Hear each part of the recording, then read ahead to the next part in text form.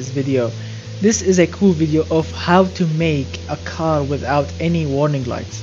In the latest update of this new game, they made a lot of fixes and they fixed a lot of bugs in the game, but unfortunately the game still lacks some of the attention of the developers that it used to have before.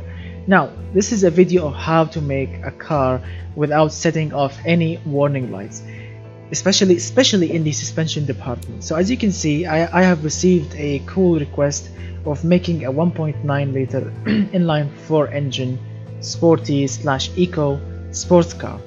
Now you already know this kind of body style because I have used it a lot before. So let's start with the chassis. The chassis is aluminium or aluminum panel material with monocoque chassis type with light advanced high strength steel chassis material with front longitudinal engine placement. I'm using double wishbone front and rear with zero quality on the chassis. The car itself is coupe or coupe. It's not convertible in any way, with zero quality on body and fixture qualities. The color, as you can see, is this purple / blue. We can change. We can choose anything else if you want. This pink, this yellow, this red. I think the red is looking cool on the car, especially this one. Okay, I'm gonna choose this one. So as you can see, the fixtures are very simple. These cool headlights, which are, as you can see, they are giving the car this unique angry look with this front grille, this front logo, with these front ventilation or vents, and they are these, and also these side mirrors, and these door handles, and the fuel filler cap, and an antenna on the roof with these tail lights, as you can see, and a single exhaust pipe with license plate holder and the rear logo. And I've chosen these rims, as you can see. Moving on, this is the engine in choice, or this is the engine that I made according to the request, which is an inline 4 magnesium block. Yes, this time I've chosen magnesium because I want the car to be as light as possible, and also the engine should be as light as possible. So it's a magnesium block with 89.8 millimeter on the bore and 75 millimeter on the stroke, which equals 1900 cc on the dot, which is 1.9 liter engine. Dual overhead camshaft with 4 valves per cylinder and aluminium silicon head materials. I think in the future they should add the option here of magnesium head material, because if you can mill, or if you can CNC a magnesium block, or whatever they tend to do, so they can extract a block of a magnesium block, they should also be able to do it in the head material section here. So they should add a magnesium head material section here, or option. Now let's moving on. Variable valve lift technology with forged steel crankshaft. I really wanted to use billet steel, but the engine, if I want to rev it higher than this, unfortunately I need to use +5 +6 quality camshafts. So no, I don't want to go this way. I want to keep the engine engineering time very low. Not very low, I want to keep it very acceptable. So I'm sticking with forged internals. Forged steel crankshaft with lightweight forged connecting rods and lightweight forged pistons. Zero quality with 10.1:1 compression ratio, 18 on the cam profile, and yes, 100 on the variable valve lift profile. Now let me explain myself here, why I've chosen this. This is a coupe, or this is a sports car that you want to drive every day in the city. And also, if you want to take it on the test track, it's okay, you can do that.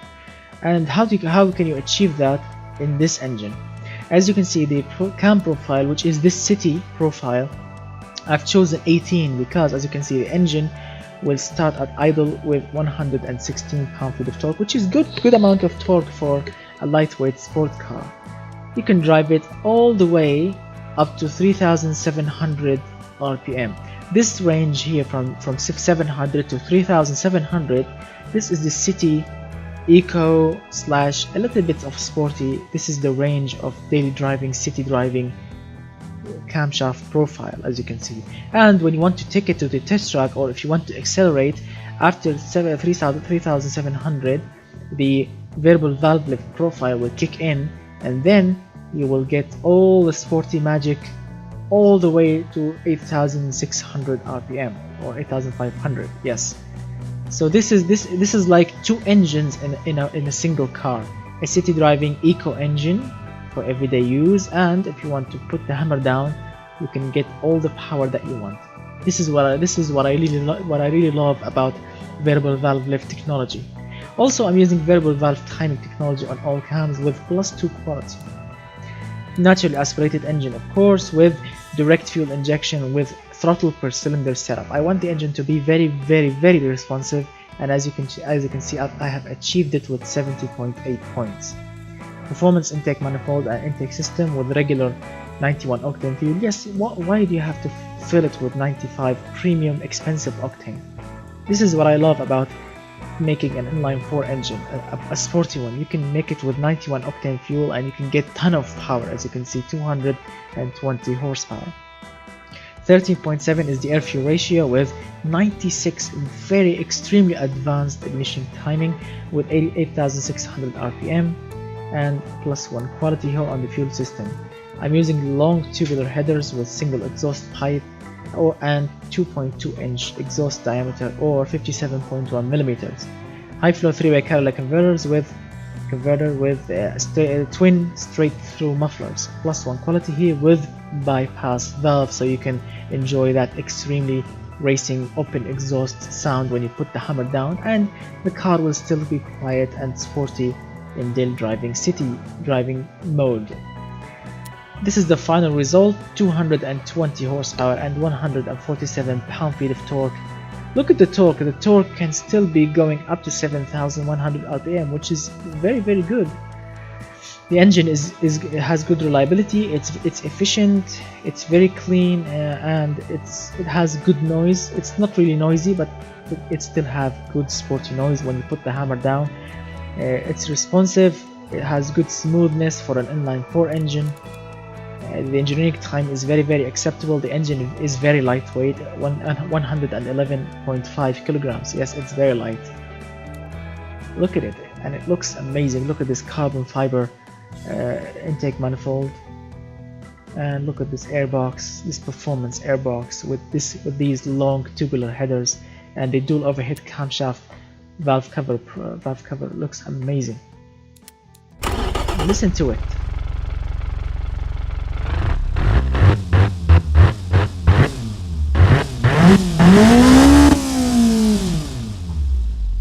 So when you are driving the engine every day, it's very quiet. Listen.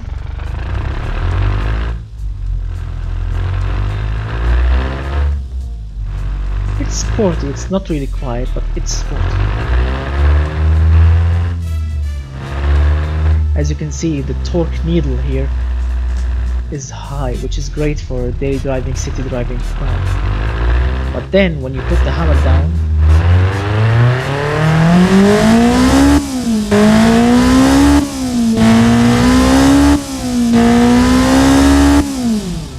the power needle goes all the way. That's what I love about variable valve lift technology. Look at these pistons.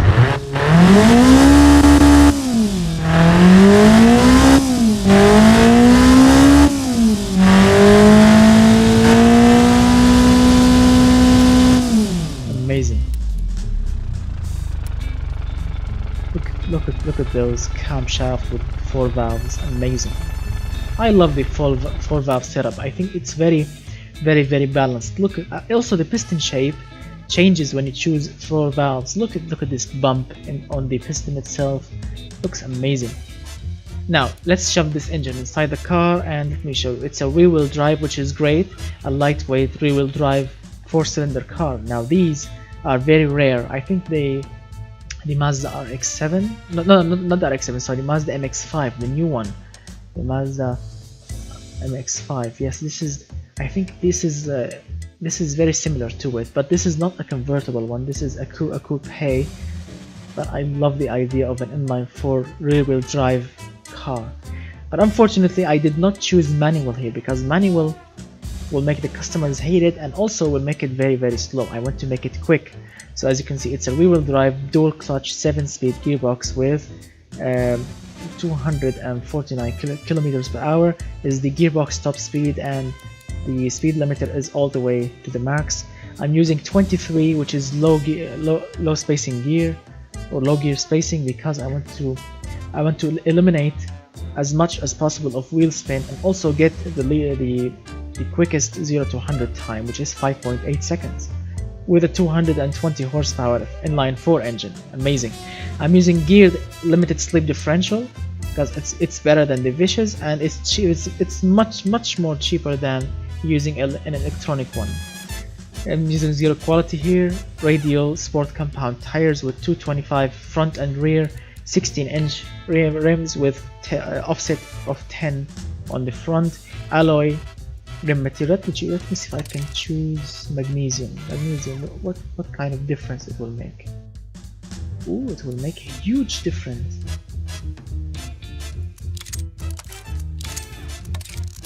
All right, I think I'm gonna choose. All right, so now we have changed our plans. So now I'm using magnesium rims with zero offset. There are no offset. 225s front and rear, 16-inch with magnesium rims. That will make when you want to go shopping for new tires, that will make them much cheaper. Same size front and rear. Amazing.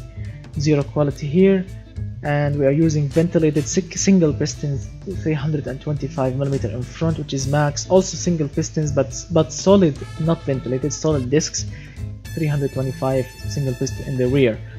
Yes, they are matched in this car, because this car has a good a good weight distribution. That's why the car is perfectly balanced, I think. It's not 50-50, but it's very close to 50-50 weight distribution. Let's see, the pad type is 38, and the brake balance is, let me see, I want to make it better. Alright, so the brake balance is 70% to the front and 30% to the rear.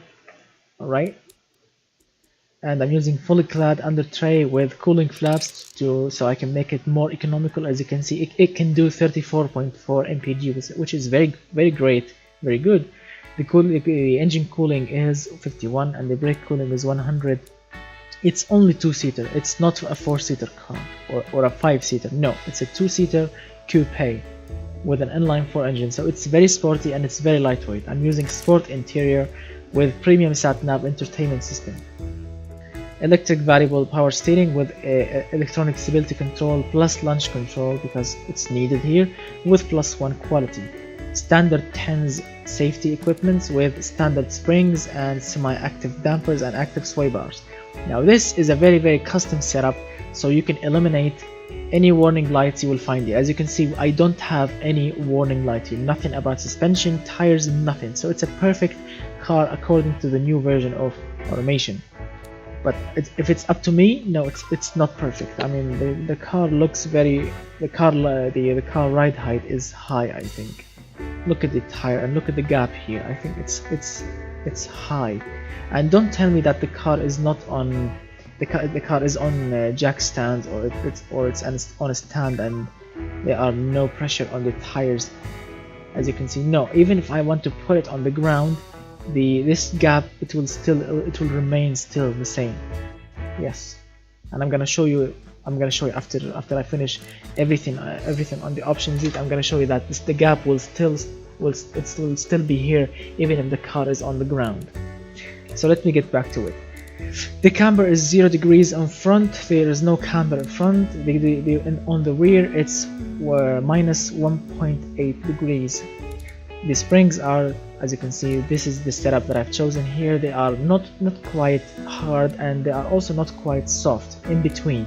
The dampers are a little bit soft, so I can make it comfortable, and the sway bars are a little bit thick, so I can eliminate as much as roll angle as possible. As you can see, if I want to lower it a little bit, I will set off this warning light. Let me see if I can make it. No, I don't want to ruin the car. Alright, so if I want customers to love it more, I should make these springs a little bit softer in front, you know. Alright, so as you can see now, this is what I've chosen here. Alright, great. Now the car is a little bit likable by the customers, and this is the final result. 220 horsepower engine, 8600 RPM. As you can see, this is the design and the market. The car is on sale with only $21,010. That is very cheap. The car can do 34.4 mpg. As you can see, it's drivable, it's sporty, and it has good comfort for a coupe. And it's prestigious somehow, and it's safe. It's practical, has good utility points, it's reliable. What else? The engine is very clean, 50 points on the emissions only. That is very clean. The service cost is $1,065 a year. That's cheap, I think. And the materials doesn't cost so much, and the engineering time isn't really that much high. As you can see, if you want to look here, as you can see, it's perfect. The test tracks, now this is what's important here. As you can see, it only weighs 1,127.8 kilograms. That is very light. The weight distribution is 52 to the front, 47.3 to the rear. As you can see, it's very near 50-50 weight distribution. The power to weight ratio is acceptable. It can tow 1,847 kilograms. Now that's good for a coupe. And the load capacity is nearly 200 kilograms in the boot, or in the trunk as you will call it. Let's see what else. The stopping distance is great, but there is some brake fade. Why is that possible? I really don't like brake fading. The front brake force is high. No, I'm gonna keep it like this, and I'm gonna decrease.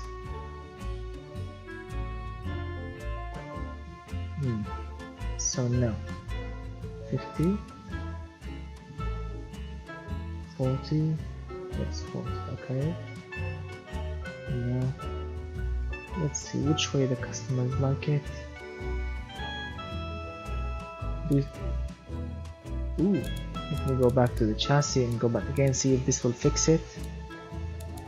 No, not yet. Let me see what we can do here. The brakes are still fading.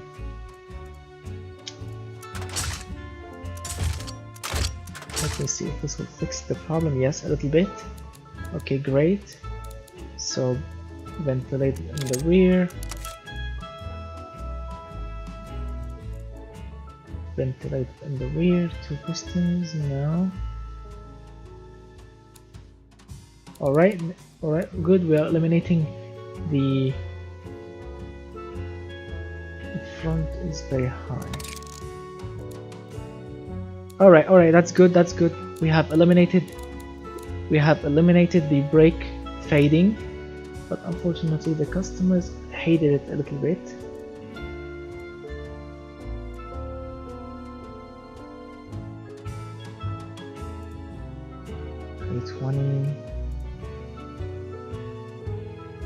The brakes are balanced. Okay, so we have 0 brake fading. Okay, that's great, 0 brake fading.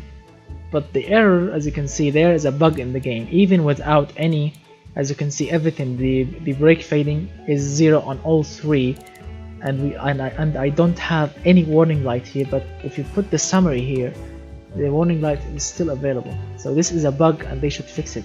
As you can see, the front brake force is very high. Where is this warning light? I don't have any warning light here. So yes, this is an error, and they should fix it. As you can see, the car is very sporty. Even if the customers hated it a little bit, but it's still very likable. As you can see, they still love it. Look at this. Yes, seat count penalty for these markets. I don't care. As you can see, the sport budget, they love it. And also the light sport, they love it. Look at the heart shape here, and the convertible. No, I don't have convertible.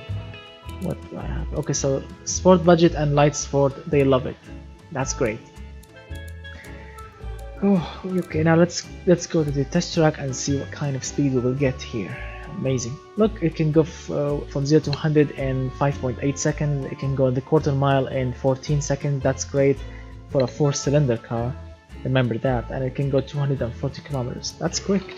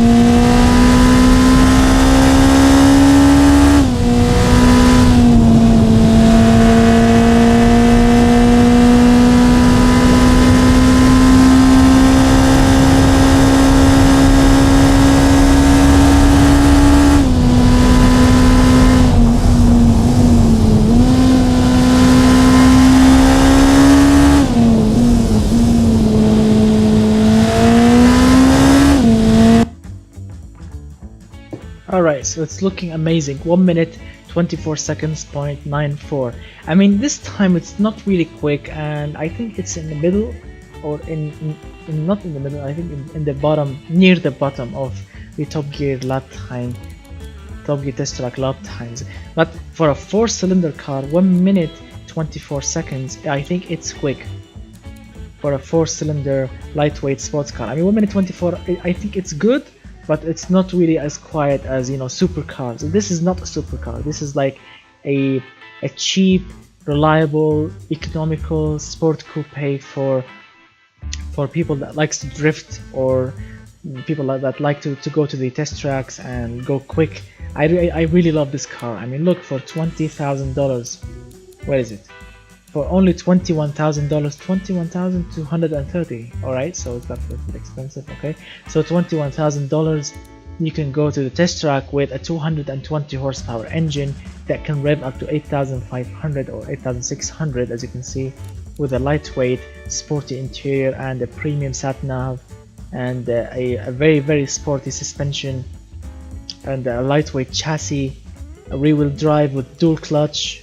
You have LSD in the rear, double wishbones front and rear, so you can corner hard. You have sticky sporty tires. You have a cool sporty shape of the car. It's perfect, I think. The engine is economical in the city and very sporty on the track. All this for only $21,230. That's amazing. So this is the video, guys, of how to make a sporty car without setting off any warning lights here. It's not easy. It's not easy to make a sporty car without any warning lights, but we managed it. We have managed it together. So thank you guys for watching. If you enjoyed the video, remember to push that like button. I want to see those likes go up in the sky. And of course, if you are not a subscriber, if you're not subscriber in the channel, I would really love to see you as a subscriber. So push that subscribe button and become a subscriber, of course, and push that notification bell to get it, so you can get a notification each time I release a new video. I really hope that you enjoyed the video, guys, and I want to see those comments. I want to see those likes. And if you have any cool idea of an engine from the 40s, from the 50s, 60s, 80s, 90s, whatever you want, any engine or any crazy idea of a car, I would love to see it in the comment section. So I'm gonna see you very soon with another requested videos, and goodbye.